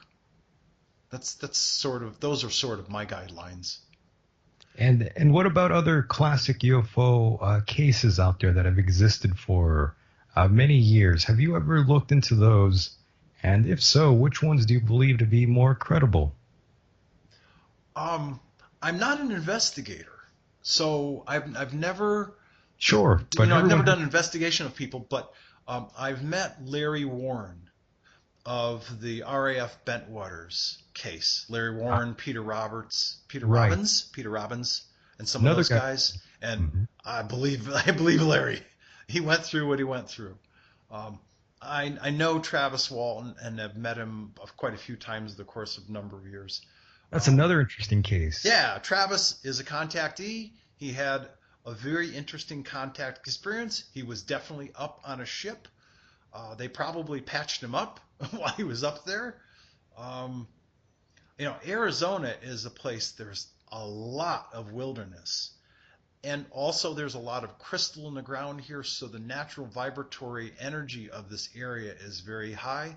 I understand that also if you will, I may not say this right, but the veil, the separation, if you will, from this like 3D organic Earth and the next vibratory level up is so thin up here that people and beings that are traveling from different dimensions can pop through in different portals, if you will, through this area. And there's always stuff in the sky going on around here up in Arizona. So Very um, busy out there. yeah, and a good friend of mine down in Tucson, Dan Brock, was heading up to the Sitgrave Forest area and I think Sholo, where there's a MUFON meeting this weekend. And there's a lot of sightings going on up there. So, and I have friends who are in Montana. The people who are like out in the western U.S., where there's a lot of land and a lot of space and very few people, there's more sightings generally. So it's there's been a lot going on, um, and if people simply look at some of the work that's being provided, the research being provided on the History Channel, like Ancient Aliens, you see pictorial references of really tall humanoids with what look like human children, but they're full-grown men or women sitting on their laps. You see pictorial images of UFOs. You see helicopters. They're thousands of years old on the inside of pyramids. By the Uh, way, you're willing to take a call, are you? yeah, sure, of course. Yeah. Well, that's if anyone wants to call in. That number is 760-332-8724. One more time, 760-332-8724, or on Skype. End of days Mike, the letter Y, not an I, and of course, that's all together. So if you do want to call in, go ahead now. You're more than welcome to. I'm sorry to cut you off there. No, it's okay. So all I was saying is that there are visual indications that there have been other races visiting this planet for a long, long time. Now I'm going to make a bit of a leap and say this. I've been told by the people that I communicate with, and by the way, none of them, the people I communicate with are not ambassadors or diplomats for the council, because it's essentially a deep space UN. Ambassador Tonka is in fact a diplomat from the planet Dakota, and he's got like special diplomatic status. He's responsible for that planet, Dakota's relationship with the council and its special relationship with the people of Earth. Why? Because essentially there are a lot of people on this planet that are the great, great, great grandchildren of people from Dakota. If you saw a tall Native American looking man who's got grace and wisdom, it could be somebody from Earth or somebody from Dakota. So that's A. Vice Chairwoman Tanya, because she's the chairwoman, and she meets a lot of the people that are diplomats and ambassadors, she has somewhat of a diplomatic role, but she's the vice chairwoman. The gentleman who's the commander of the Primary Andromeda Council Biosphere and all the others, my brother, these are personal relationships, and they hold non-voting board member status. So they don't actually have any council responsibilities per se. They don't hold any formal seats like they do in the UN. So they've got the time that they can give me whenever I have questions.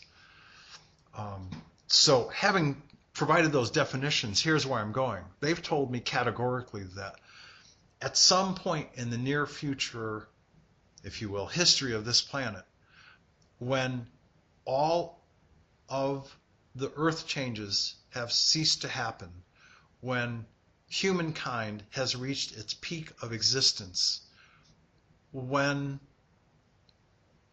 we finally become, if you will, a cohesive, peace-abiding, mutually respectful, very diverse human race on this planet, when we get to that point, we as a single planet will be invited to join both the Galactic Federation and the Council. That makes me so sad, because we've got a long way to go before that happens. Yeah. Oh my goodness, yes. Yeah, It's a sad thing to think about. I really do wish this council could come and visit Earth. Well, they have. The people from the Procyon star system, planet Cana, they made a commitment to come down and essentially destroy or collapse a number of reptilian undersea bases. They based on their own charter, they can help humans by removing and eliminating a great continued reptilian threat. They, by charter, they can't help humans directly. They can't get involved in human evolution, but they could step in and say, enough is enough. These people have been manipulated, coerced, abused for years, and they deserve to have their own opportunity to live and evolve freely. So we're going to take out these bases. And they, in fact, took out 15 undersea bases. The people from the Sirius A star system, planet Tolec, those are the ones that took out the underground base in western Colorado near the airport where that earthquake happened. And the people from the Procyon star system were the same people that took out the Lattice Network base that was in the hills of Virginia when Washington, D.C. had that earthquake in 2011. I think it was August 23rd, if my memory's correct. They collapsed using a low vibrational sonic pulse, like thump. They collapsed that whole network underground base that led from Washington, D.C. up into the mountains. So they have come to Earth. They have helped. And will they come to Earth again in the future? The answer is yes. Ambassador Tanka, Vice Chairwoman Tanya, Diplomat Maka will be an advanced team of 3 people that will go across the U.S., initially in the West, speaking first with Native Americans who have been comfortable with the fact that the star nations and the star people, as the Lakota would say, the Wichapi Oyate, that they've been coming here for years and are, of course, their ancestors. They'll speaking with the Native Americans first, and then they will do a swing through the western states and the southwestern states first, because the people out here are more progressive than the rest of the country. They won't meet in San Francisco. They'll meet north of the Bay Area, south of the Bay Area. They won't meet in LA. They'll meet in some smaller towns east of LA. They won't meet in Denver. They'll meet in Evergreen or Lookout Mountain. They'll meet in smaller suburban towns to walk among people and speak with them. And following that, there are people from, I'm doing this by memory, Nicote, Retol, Tolec, and Ventra. Those 4 planetary systems that are human. They have different colors and some pretty funky colored hair, but they're human. And they'll be visiting this planet during the time of Earth changes and after that whole transformation process for what we would call about a period of about 10 to 12 years. Yes, Earth changes. It's interesting you bring that up. That reminded me of the great pole shift that never happened in 2012. Lots of people were really pushing that agenda for some reason, pushing that doom and gloom agenda. Yeah, Even the mainstream was even pushing that around. Well, a lot of it was around, if you'll remember, a lot of it was the lead up time frame to the end of the Mayan calendar. Correct. Right? Sort of like the end of time and we know as we know it. Yeah. There are guys like retired Major Ed Dames. The kill shot, yeah. Yeah. And other people, and Courtney Brown, Farsight Institute, their people were trying to, as they did quite well for many years, look, if you will, forward, doing remote viewing. And they couldn't see beyond mid-2013. All done finished. They could not determine what was going to happen after 2013. And so, actually in December of 2012, some significant things did happen. I was told that the hot molten nickel iron core of the Earth was removed and blue plasma was inserted. It was the beginning of this solar system entering a higher energetic area of space. I was also told that the beginning of the end of time as we know it started to happen. And that's because when you leave 3D organic places and planets, the next vibratory level up, 4D and higher, those are all spiritual, literal energy dimensions. And there's no time there. Time is more like a pool, if you will. You know, you got like a round swimming pool, and they're like, there's an incident, there's an action, there's a decision, but they're all in different places in the pool. They're not linear, if you will. And so as this solar system evolves and it's traveling through this very dynamic area of space, because we're traveling through a dynamic, higher energy, higher frequency vibration area of space, it is one of the reasons for the evolution of this planet and its people. And at some point, we are supposed to become higher dimensional people, as is this planet, and time will go away.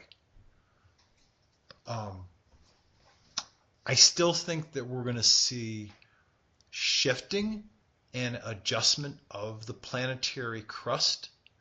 I still think we're going to see a continued shift of the magnetic poles, which is different than the crust. I don't think we'll see pole flipping. You know, the magnetic north goes south. Yeah, we heard a lot about this through Nibiru. So you throw that whole theory out the water then. My people told me that the Nibiru and the people on that body came through this solar system in March 2012. And I've told the story before, but here's the analogy. Let's say the Earth is here on the third floor of a building. Well, there were a number of discussions held between the Nibiru people and higher level intelligences that are watching over this solar system. And it was determined that we had a right to not be messed with and not have a singular major cataclysm through the passing of Nibiru. And so what was negotiated was that if Earth sits on the third floor, that Nibiru would fly by, if you will, like on the ninth floor, and there'd be no cause and effect. I'm using metaphors to describe what happened. Yeah, I understand. Yeah. But that's essentially what happened, and they're back out in deep space going along in their own business. And but now having said that, are there still other deep space rocks, planetary bodies, asteroids, etc., in this area of space that we're traveling through? Absolutely. This is a very, very busy, very dynamic area of space. And it's been proven back in, I believe the original report was in 1997. David Wilcock talks about this all the time, but he never cites it. So I'm going to provide the site. In November of 1997, a group of scientists from the Russian National Academy of Scientists provided a multi-page white paper that essentially said, not only is the planet Earth warming and changing, we have data that indicates that Mars, Venus, Jupiter, Saturn are all going through the same process. There's an increase in storms in all of these planets. There's an increase in the luminosity of each planet. There's an increase in the magneticism of each planet, and on and on and on and on. 1997. That was, 97? 2007? 2017? That was a long time ago. So Russian scientists doing an independent study produced a white paper that said this planet is changing because it's going through an area of space with much higher vibratory action and much higher magnetism. And it's affecting not only this planet, but the other planets as well. It's not about global warming and cars polluting the atmosphere. Now, do cars cause pollution? Yes. Has pollution been minimalized? Yes, but cars and other gases are not causing global warming. It's this planet as part of the solar system traveling through a very dynamic area of space that's causing the changes. And the changes will continue to happen. We're going to see more earthquakes. We're going to see a lot more lava flowing underneath the crust. It's going to get interesting. Oh, yes. In other words, we're going to be controlled and manipulated for a further amount of time before any significant change occurs here on this big island Earth. Uh, I think that I consider after. this an island, by the way. Pardon? No, I got the metaphor. Yeah, Yeah. but I really kind of do. This is just one giant island. It's incredible once anyone really puts themselves out of perspective and Yeah. thinks about the universe as a whole and how tiny we really are. So meaningless yet so important at the same time. Yeah. Yeah. Thank you for that. I remember sitting at a party with a bunch of friends, which included Bob Dean, and he said something to the effect of, "We're just one group of people on this beautiful, tiny little ball out in the farther reaches of space." Yeah. And how great it would be if we could all finally overcome our differences and come together. Um, and it's an important sentiment to recognize, because to get back to the point you just stated, I honestly don't think that we're that far away from the complete elimination of what people call the cabal and Yes. or the Illuminati families that serve this reptilian originated and run cabal. I don't think we're that far away from its final eradication. I don't know if that helps, but a few years, yes, maybe 2 years or 3 years, but I don't think we're looking at 5 years or 7 years or 9 years. I think that we're looking at a relatively short time frame compared to what we've lived through. Yes, these are very interesting times. If you haven't noticed already, but I'm sure you have, especially those who are listening to this program right now. Very aware, very self-aware of the audience here. Oh yeah, I'm sure. Um, I know we've been talking for 2 hours. I Yes, hope it's that time to wrap up here. yeah, I was just gonna say I hope that I've given you the kind of depth to the answers that Oh, sir. either you had or any of the people who listen to your program have. Um, I honestly do it to the best of my ability. I know Few people actually called, but then once I answered, they dropped off, so I didn't bring them on, okay, unfortunately. yeah. But yeah, you answered everything right down the middle for me. I thought you did fantastic here tonight, and I definitely want to bring you back on for a second part of this series here.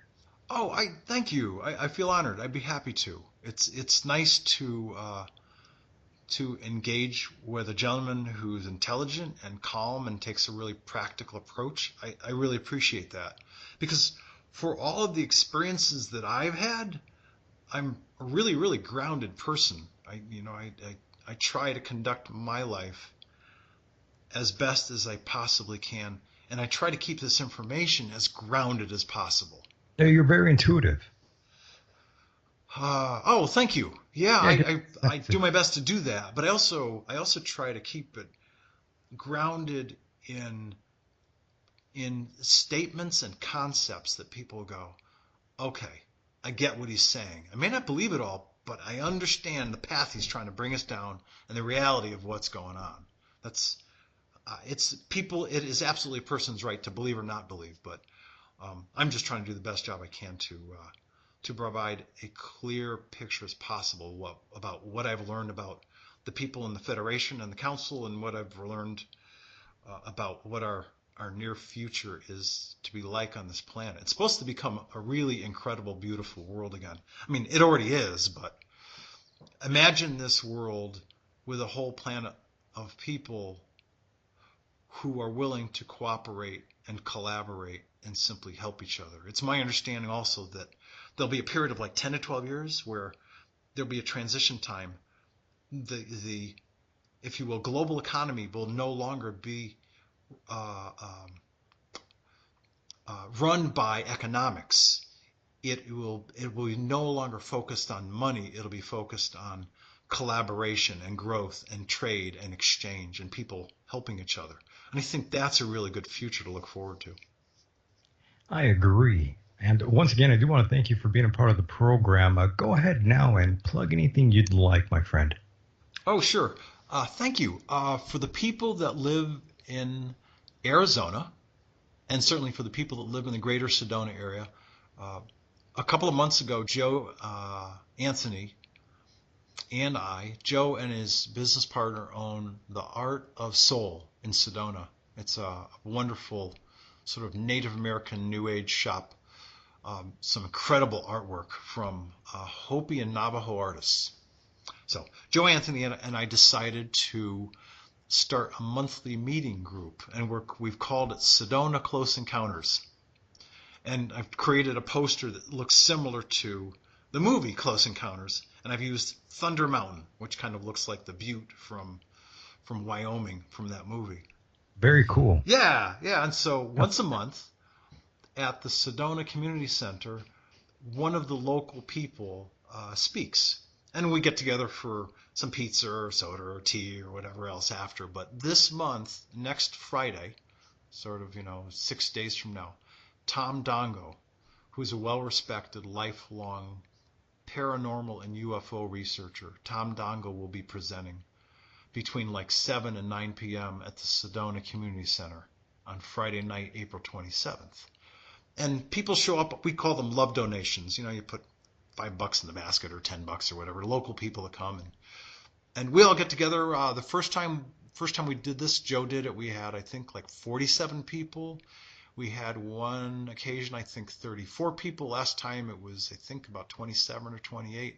The more we do them, the more people hear about them. But Tom's really well known, so this coming Friday, we're probably going to be packed. We can only tolerate about 45 people in this room. But it's a great way for people like you, Michael, and others of us who want to have these kinds of exchanges can get together and learn about who knows what. To make a long story short, this coming September, the last week of September, the 28th through the 30th, I've done them myself this time. Joe is helping me co-produce a conference called The Great Awakening Messages from Our Galactic Family. And if people are interested in going and coming to this 3-day conference, we'll have like 11 or 12 speakers, a speaker panel Q&A session on Sunday. They can go to transformationalshiftevents.com and the Sedona 2018 conference website link. They can click on it and learn about all the speakers. And we'll have some Native Americans there, some really, really gifted people. They're always great experiences because they're not UFO ET experiences and conferences. They're conferences about people who have spiritual knowledge, people who have had near-death experiences, Native American people who know an incredible amount of information about the star people.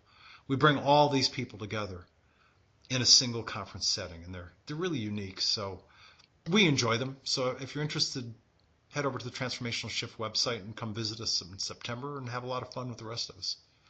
And that's, in terms of my own self-promotion, that's about all I've got. Very nice. Well, yeah. It continues to be a great experience, and it's really rewarding. I feel blessed because I get to meet a lot of people like yourself, and there's just some really great people out there that are willing to open up and share their experiences. So I want to say thank you, Michael, for having me as your guest. I really appreciate it. Clockwise, it was a great time, a great interview. It was nice to finally talk to you, my friend, and we'll do it again in the very near future. Okay. Have a great rest of the weekend. Good night, my friend. All right, good night.